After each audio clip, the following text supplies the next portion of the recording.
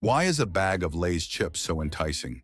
Is it each chip's flavor, crunch, or just plain perfection? From the meticulously cultivated potatoes on nearby farms to the state-of-the-art machinery utilized in megafactories, every bag is the result of a complex procedure that requires months of preparation. We'll learn about the amazing journey of Lay's chips today, from the soil to the store, and how millions of chips are produced every day to satisfy demand worldwide. Lay's chips start their journey on specialty potato farms. Because of their optimal growth conditions, these farms are carefully selected to produce potatoes that are high in starch and low in sugar, making them excellent for crispy, golden chips.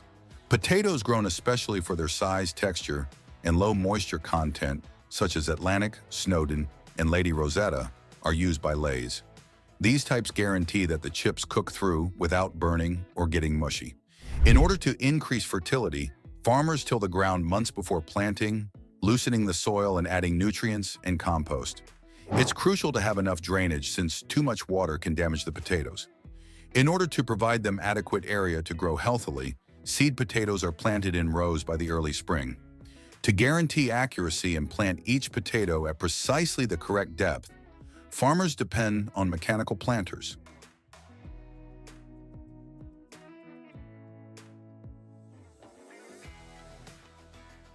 In order to reduce water waste, drip irrigation systems are used on modern farms to provide water straight to the roots. To encourage healthy plant growth, farmers use smart sensors to track soil conditions and nutrient levels throughout the growing season. The potatoes are ready to be harvested after 90 to 120 days. They are dug up and automatically sorted by harvesting machines before being loaded onto trucks. To ensure quality control, potatoes that are infected or damaged are thrown out right away.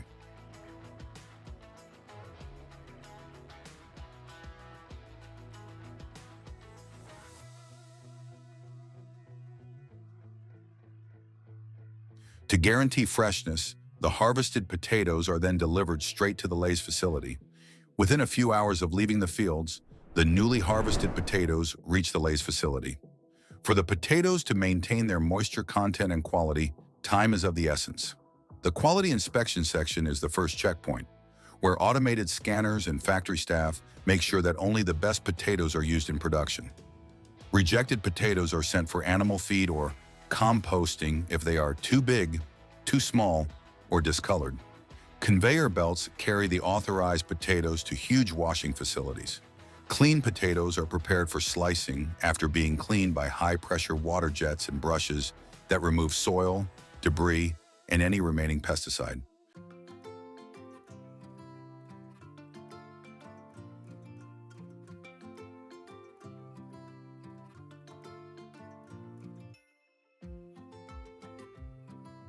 While some potato peels can be eaten, Lay's removes the skin completely to guarantee a consistent texture.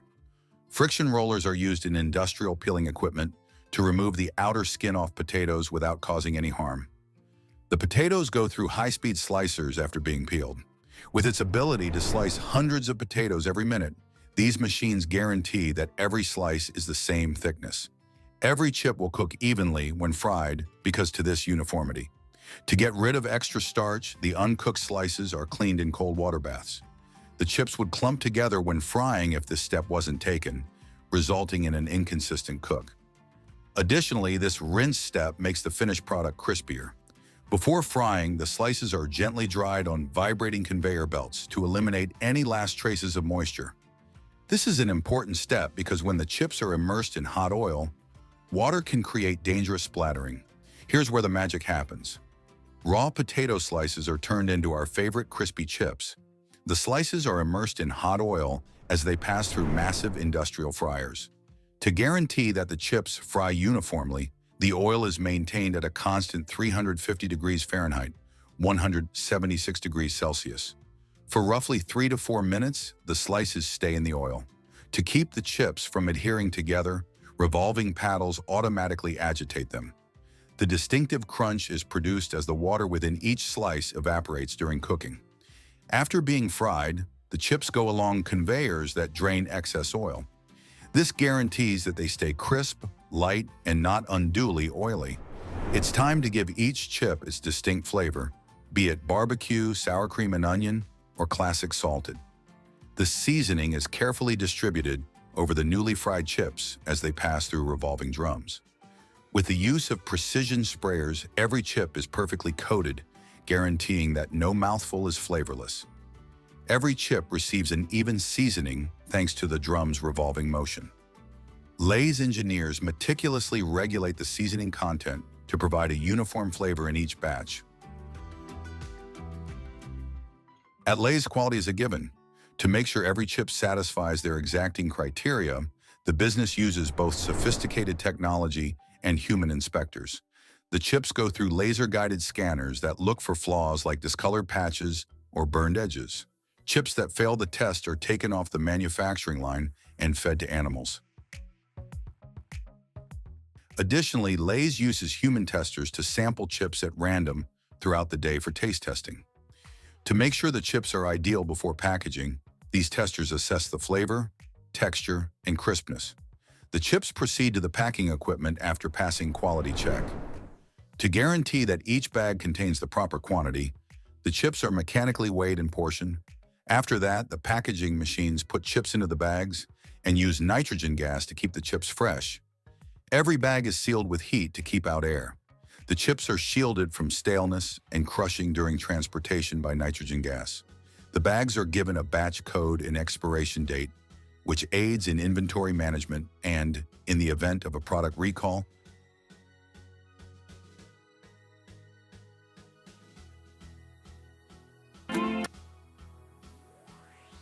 after being packaged, the chips are transported to distribution sites in cartons.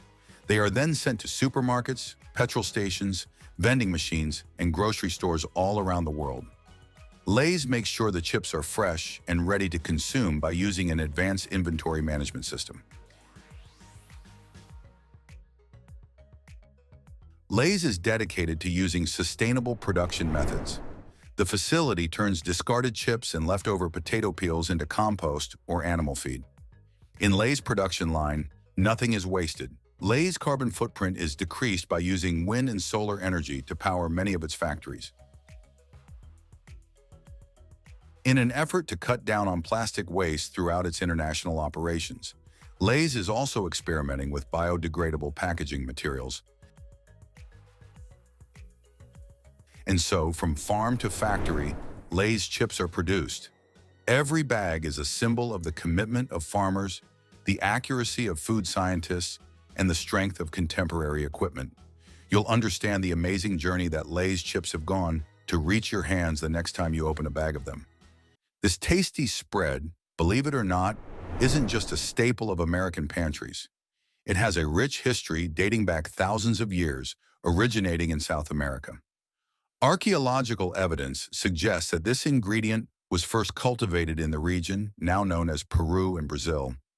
As Spanish and Portuguese explorers made their way through the Americas in the 16th century, they encountered peanuts and quickly realized their potential.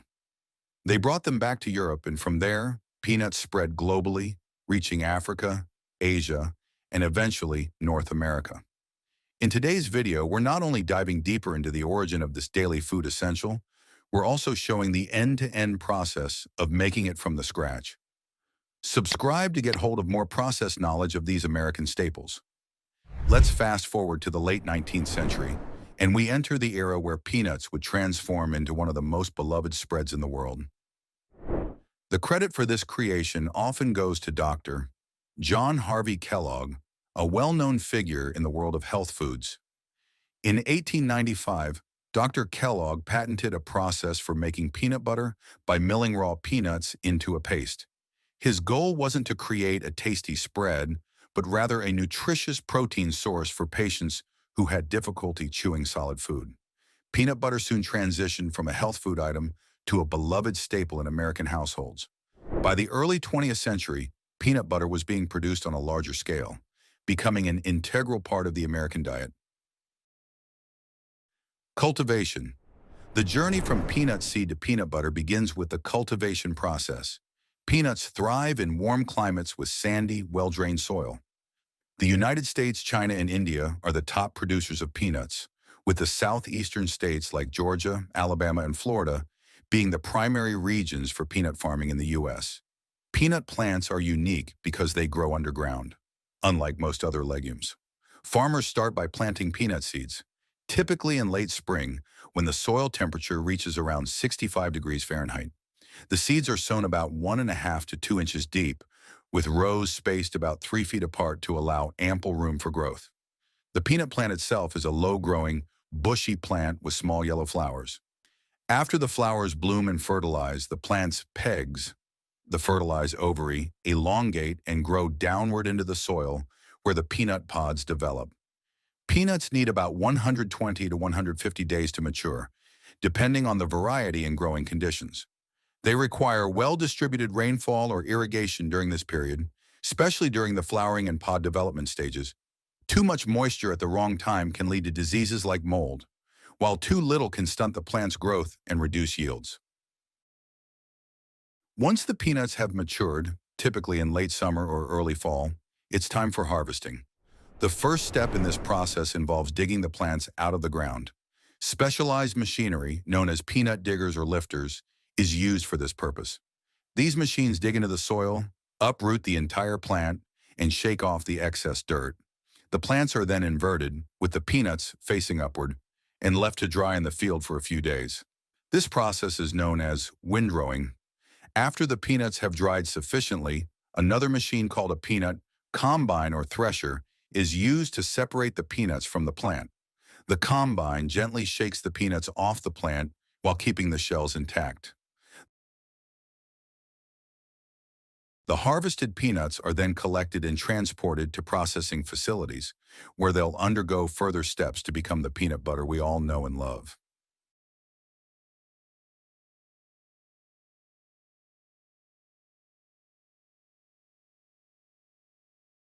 After harvesting, the peanuts still contain too much moisture for safe storage and processing. To reduce the moisture content to an ideal level, around 8 to 10%, peanuts are dried naturally in the sun. They are spread out in thin layers on drying platforms or left in the field, depending on the region and farming practices. This drying process is crucial because it prevents mold and aflatoxin contamination, a harmful substance produced by certain molds that can grow on peanuts if they are stored with too much moisture. Sun drying can take several days, during which the peanuts are regularly turned to ensure even drying. In some larger operations, mechanical dryers are used to speed up the process, especially in regions where the weather is too unpredictable for sun drying. Once the peanuts are sufficiently dried, they are transported to processing facilities, where the first step is to clean them. The harvested peanuts are usually mixed with dirt, stones, twigs, and other foreign materials. To remove these impurities, the peanuts are passed through a series of screens, blowers, and gravity separators. Screens help to sift out larger debris, while air blowers remove lighter materials like dust and leaves. Gravity separators use vibration and airflow to sort the peanuts based on density, helping to remove any remaining stones or heavier debris. This initial cleaning ensures that the peanuts are free from contaminants and ready for the next stage of processing. With the peanuts cleaned, the next step is to remove their shells. Shelling peanuts is a delicate process because the goal is to crack open the shells without damaging the kernels inside. This is done using specialized machines that apply just enough pressure to break the shells without crushing the peanuts. The shelled peanuts are then passed through a series of screens and blowers to separate the kernels from the broken shells. The peanut kernels are collected, while the shells are either discarded or used for other purposes, such as mulch or fuel.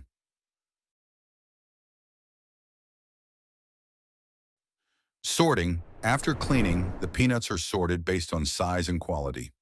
Sorting is essential because peanuts of different sizes and qualities are used for various purposes.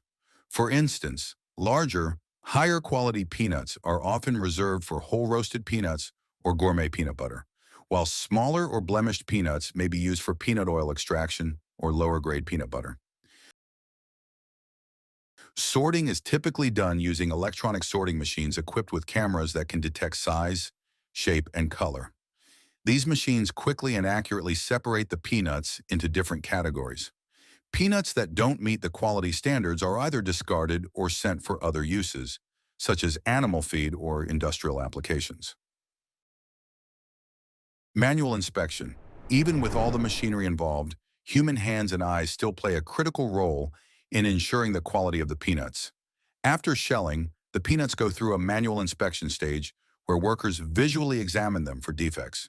This step is crucial for maintaining the high standards required for peanut butter production.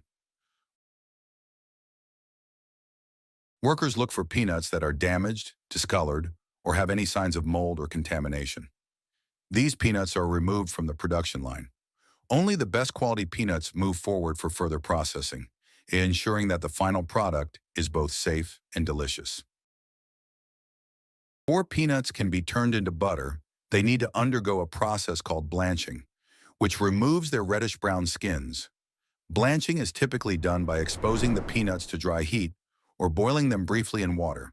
The heat causes the skins to loosen, making them easier to remove. Once the skins are loose, the peanuts are passed through rollers that gently rub off the skins. The blanched peanuts are then inspected again to ensure all the skins have been removed. This step is important not only for improving the texture of the peanut butter, but also for reducing any bitterness that the skins might impart. Roasting is where the magic happens, transforming bland, raw peanuts into the rich, flavorful nuts we associate with peanut butter. Peanuts are roasted at carefully controlled temperatures to develop their flavor and reduce moisture content. The roasting temperature and time can vary depending on the desired flavor profile, with light, medium, and dark roasts all offering different taste experiences. Roasting typically takes place in large, rotating ovens that ensure even heat distribution. The peanuts are continuously monitored to prevent over-roasting, which can lead to bitterness or burning. After roasting, the peanuts are quickly cooled to stop the cooking process and lock in their flavor. Immediately after roasting, the peanuts are rapidly cooled to prevent them from continuing to cook in their own residual heat. This cooling process is crucial for maintaining the desired texture and flavor of the peanuts. Cooling is usually done using fans or cool air blowers that quickly reduce the temperature of the roasted peanuts. By cooling the peanuts quickly, manufacturers ensure they retain the right consistency for the next stage of processing. Proper cooling also helps maintain the peanuts' natural oils, which are essential for creating smooth, creamy peanut butter. The cooled roasted peanuts are now ready for grinding, the stage where they begin to take on the form of peanut butter. In the initial grinding process, the peanuts are ground into a coarse paste. This grinding action breaks down the peanut kernels, releasing their natural oils and creating a thick, gritty mixture. To achieve the smooth or chunky texture that consumers love, the coarse peanut paste undergoes further grinding. For smooth peanut butter, the paste is ground repeatedly until it reaches a creamy, uniform consistency. For chunky peanut butter, some coarsely ground peanuts are added back into the mixture after the fine grinding stage to create those satisfying bits of peanut. During this stage, manufacturers may also add salt, sugar, or oil to enhance the flavor and texture of the peanut butter. These additives help balance the natural oils and improve the spreadability of the final product. Homogenization is a crucial step in ensuring that peanut butter has a consistent texture and doesn't separate over time. In this process, the peanut butter is subjected to high pressure, which breaks down the oil and peanut particles into smaller, uniformly distributed pieces. This high-pressure blending process helps prevent the natural peanut oils from separating and rising to the top of the jar, which is a common issue in natural peanut butter. The result is a smooth, creamy spread that stays stable on the shelf and is easy to spread on bread, crackers, or anything else you might want to pair with peanut butter. Once the peanut butter has reached its final texture, it's ready to be packaged. The finished product is transferred to automated filling machines that carefully portion it into jars. These machines are designed to ensure that each jar is filled with the correct amount of peanut butter, maintaining consistency across the entire batch. After filling, the jars are immediately sealed to preserve freshness and prevent contamination. The sealing process typically involves placing a tamper-evident lid on the jar and applying a vacuum or heat seal to create an airtight seal. This step is essential for ensuring that the peanut butter stays fresh and safe for consumption until it reaches the consumer. With the jars sealed, the next step is labeling. Automated machines apply labels to the jars, ensuring that each one is correctly identified with branding, nutritional information, and other required details. The labels also include important information like the product's ingredients, allergen warnings, and expiration dates. Before the jars leave the production facility, they undergo a final inspection to ensure they meet all quality standards. Inspectors check that the jars are properly sealed, labeled, and free from defects. Any jars that don't pass this inspection are removed from the production line and either reprocessed or discarded. Packing for distribution. The labeled jars of peanut butter are now ready for distribution. They are packed into boxes, which are then loaded onto pallets for easy transportation. The boxes are carefully arranged to maximize space and minimize the risk of damage during shipping. Retail and consumer availability. The pallets are loaded onto trucks and transported to distribution centers, where they are shipped to grocery stores, supermarkets, and other retail outlets. Once they reach the shelves, the peanut butter is ready for consumers to purchase and enjoy in a variety of ways. Whether it's in a classic PB&J sandwich, baked into cookies, or simply spread on a slice of toast. Please hit the like button, leave a comment, and subscribe to our channel for more intriguing, behind-the-scenes videos. If you like learning about the making of your favorite snack, we can keep telling you the backstories of the foods you enjoy with your help.